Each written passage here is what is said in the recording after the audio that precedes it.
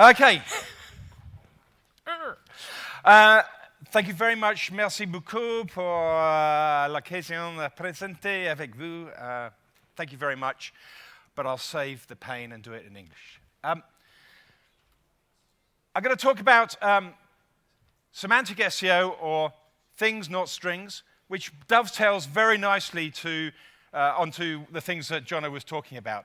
Jono was talking about a lot of the semantic web, but it helps to go back a little bit and remember why the knowledge graph has come into being. And for some of us, this will explain why the knowledge graph exists. So if we imagine the web as those web pages on the blue line at the top, it used to be Web 1.0 was a bunch of web pages and websites. And the problem is that got so big that it became very, very difficult to start seeing what was the single point of truth. If you imagine libraries of information, there could be different information in different libraries, and it becomes a problem for anybody to know which library to go and find, to go and get the right information. So the knowledge graph, if you imagine the knowledge graph as this red capsule here, it really is a way for Google to have direct access storage, a place where it's holding a single point of truth. Okay. And I think that's a good way to think about it, but it means that it changes the way in which it stores information. Because if it's a direct access storage storing information, it's storing it as a list of topics or things or entities. It's not saving it as a list of URLs on the internet. It's taking those ideas and creating a record a bit like a big encyclopedia. And so the problem the semantic web is trying to solve, really, is feeding this beast. It's how do we get all of our information that's on our websites to populate and influence this new story, this new paradigm of a knowledge graph at a single point of truth. And I think in 2021, a year from now, SEO or semantic SEO will all be about, and then the other great thing about the knowledge graph and this single point of truth is once they've built that, then they can start taking information from other sources. So lyrics in a song, just for Jason. It can start reading that information and putting that in there. Or manually changing data if something is fundamentally wrong, then somebody can go in and change the single point of truth, from Google probably. They can take internal data from their organization and put it into the system as well. So it allows them a huge amount of flexibility. And it's not just the knowledge graph. Facebook have their open graph. To be fair, Wikipedia is trying to do a similar sort of thing in a different kind of way. And I think in 2021, semantic SEO will all be about trying to get your information or getting people from the knowledge graph back to your websites, back to your own individual ecosystem. And that's when the black hats are going to get involved, and that's where it's going to become interesting as SEOs, and we'll all love it, especially in Europe. But right now, we have to influence the knowledge graph, and we have to go the other way. So an idea of how entities are important. Entities are a big part of Google's game. And an easy way to see entities in Google's knowledge graph is actually to go to Google Trends. How many people have not been to Google Trends in the last year? Probably quite a few of you. But if you go there now and you start typing in a phrase, then it'll say this phrase is a search term, but also underneath, so I'm typing in internet marketing without a G, and then it's also bringing in topics as well. So it's seeing, are you thinking about a search term, or are you thinking about a topic, a thing, an entity? And by the time I put a G on the end, it's decided that internet marketing is probably meaning that you're talking about digital marketing or online marketing or search engine marketing, all topics, all concepts that come out of Google's knowledge graph and it knows about. So if it knows about them, it doesn't need to come to the website at that time. So, for example, my friend Bill Hartzer, very annoyingly, is an entity. Jono, very annoyingly, is an entity. And Google already knows that Bill Hartzer is an internet marketer. Doesn't need to go to a website to know it. What about Dixon Jones? Very annoyingly, Dixon Jones is also an entity. It is a group of architects in London. and I am not involved in this entity at all. So if you're not in the game, you have a challenge. But before I leave Google Trends, just one point. If you do go back and use Google Trends and you start comparing things now, be very careful not to start comparing search terms with topics. Because Danny Sullivan, for example, can be a search term, can be an American racing driver, can be a construction group company in London, or a technologist. These are all very different concepts. So make sure that you compare like with like if you're going to use Google Trends, for example. But it is an easy way of seeing topics in Google. So my first question to you, why is the move towards an entity-based model so pressing for Google? And my answer is scale. Firstly, is scale. Because there are trillions of URLs on the internet, and storing and returning information for trillions of URLs is different, and we've already said that the information is spread over multiple different URLs. There is only so many ways you can explain how to tie a bow tie. So one of the things that I think the knowledge graph does is it pulls in ideas from that content to create its single point of truth. And the difference is staggering, because a web-based index has many, many records, trillions of records, whereas an entity-based index reduces the size of records, at least, dramatically, from trillions to billions. So I did a back of a cigarette packet calculation, and I reckon that a knowledge base typically is going to be 1,400 times smaller number of records than a web-based index. So scale, firstly. But secondly, as soon as they've got one single point of truth, then it allows Google or Facebook, if it's Open Graph, or Wikipedia even, to go much deeper on a particular subject with less repetition. It can take information in, and it can add to that content, that topic and that content. And the third one, as John has said, yes, for voice responses, but also the AI decisions that come off of those voice decisions. As they go deeper into a particular idea, then that becomes much more valuable for things like PAs, robotic PAs. If you want to learn about entity-oriented search and objects, I strongly recommend Christian Balog's book, Entity-Oriented Search. You can download it in PDF for free or spend an awful lot on the printed version. But one of the things that they have, he has a very good breakdown of Wikipedia's page structure, an article on Wikipedia. And I've got a whole presentation on it, but I'm just going to take out one point about Wikipedia's page structure, which is very interesting in that we all know that Wikipedia ranks absolutely everywhere. We also know it's part of Google's trusted seed set for different things. And I took, for example, the phrase virtual reality, because the guys opposite me in my office in Cranfield University are building a virtual reality operating system. And this article on virtual reality in Wikipedia, well, firstly, it's 27,000 words long. But secondly, it's an anchor for all of the other information about virtual reality in the knowledge graph. And one of the things about the Wikipedia page is that it's extremely structured all the way through. And another thing about it is that it happily links out lots and lots and lots to other articles on Wikipedia. Excuse me. Wikipedia is not afraid to link. Okay. And also, they're happy to link externally as well. So one of the things that I think SEOs have a tendency to do is to say, don't link out to places because.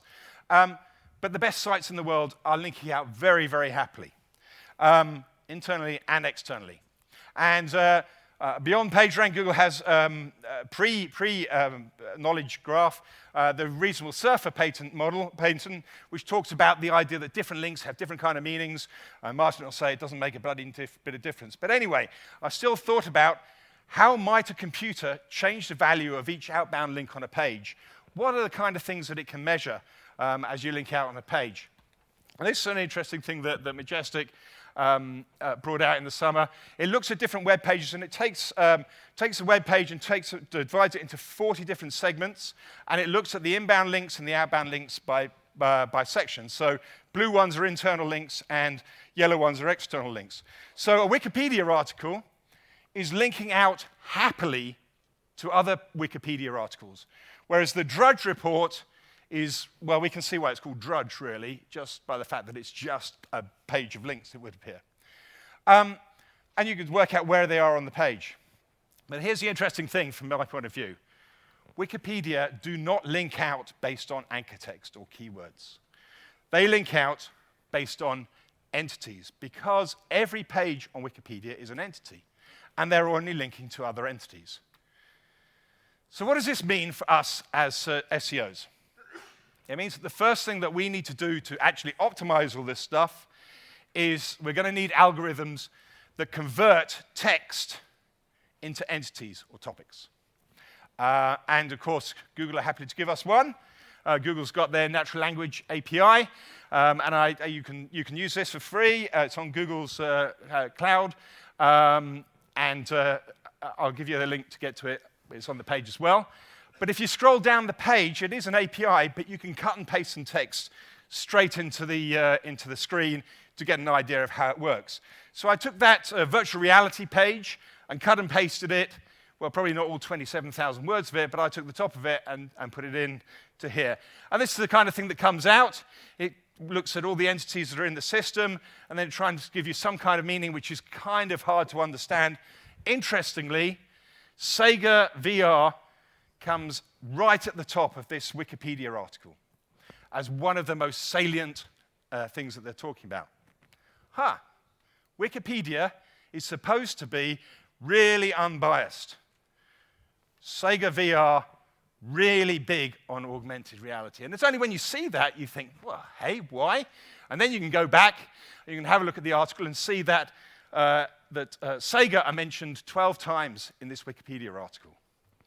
This is one of the problems of the knowledge graph, because as soon as somebody biases the system, then any decisions that are made as a result of that are going to get worse and worse as the AI changes and develops.